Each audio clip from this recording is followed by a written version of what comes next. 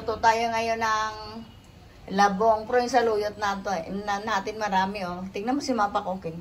Magulay talaga, masarap to. Haluan natin ng santol. Yan yung manok. Yan yung ating sili at saka manok natin. Sibuyas at saka bawang. Siyempre, yung labong ko, pinakuluan ko. Papakita ko lang, papatay. Ito yung ating labong. Papakuluan natin kasi puro mura, galing kasing Batangas yan. Doon sa Balae, kung mayroon na naman siya padala ng ng labong at saka yung ating abukado. Hindi ko napapakita yung abukado at saka yung Yan labong, gagawin natin. Santo lang pang lagay natin dito sa saluyot na may labong. Ang sarap-sarap ng pagkain ni Mapa Cooking. Palaging gulay. Ito kasi, kailangan nyo pakaluan yung ating labong kasi mabantot. Pero pag napakuluan nyo na, tatapon nyo yung sabaw at kakagigisa na tayo. Mag-i-slice muna si Mapa Cooking. Pinakuluan ko yung labong. Maglagay tayo ng oil. Kunti lang. Kunti ba yan? Kunti lang. Tapos lalagyan natin ng bawang, siyempre. Tingnan mo nun, napakagaling ko. Pinatay ko yung apoy. Pag hindi naka-on yung cellphone, nakapatay yung kalan. Galing ni Mapa Cooking. Kaya makalimutin na si Mapa Cooking. Palagyan natin ng sibuyas. Yung ating bawang, hindi ko na pinabrown.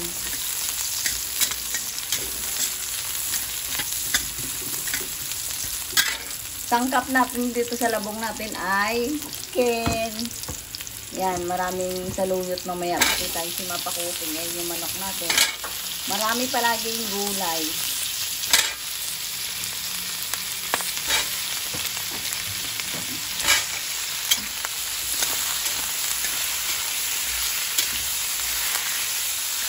Antayin lang natin sa siyempre hindi mawala yung patis ni Mapa Cooking. Ayan. Tapos na naman. Ayan. Antayin lang natin mag-juice yung ating manok at saka natin lagay yung ating labong. Saglit lang to pagka luto ng ating manok. Sandali lang lagay yung ating gusto. Takipan natin. O, lalagyan na natin yung ating labong. Hatiin natin yung ating labong.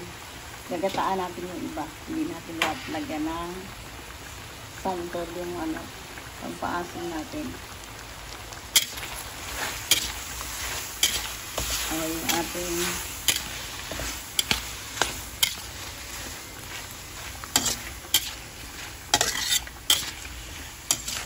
ang sarap ng ating labong kasi malambot.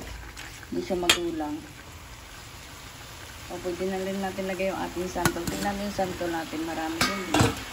Maasim na yung sigurado. Tapos lagyan natin ng isang katutak na saluyot. Ayan, ganyan na magluto. Bisa-bisa lang si Mapa Cooking ng ating. Ang galing ni Mapa Cooking. Yung nor ko yata nalagay ko na yung nor. May nor dyan. Akala ko nalagay ni Mapa Cooking yung nor. Ayan, nor. Isang nor lang. O, pwede nyo nalagay yung ating water. Ayan.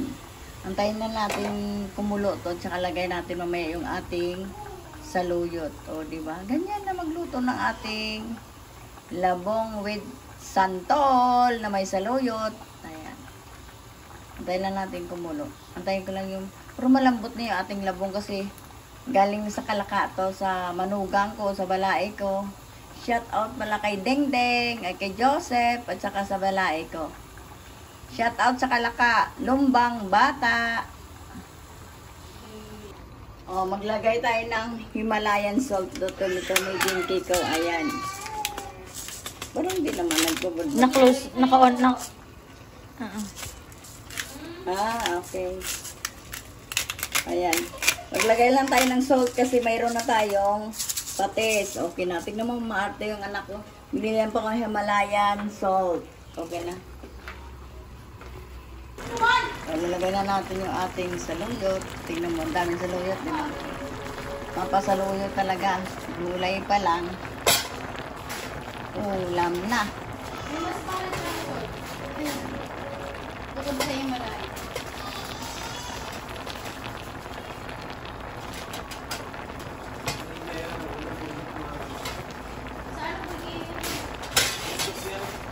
Ayan ating santol nilagay ni Mapa Cooking yan, oh. Santol. Ang sarap kaya ng ating ulam, labong. With matching. Santol lang pinalagay natin. Santol. Mihira yung pag hindi tag-santol. Tsaka taglabong talaga ngayon, tag-ulan, no? Kaya marami nagtitinda ng labong ngayon. Balikan natin. Itikman ko na lang yan. Okay na yung ating santol with matching labong ni Mapa Cooking.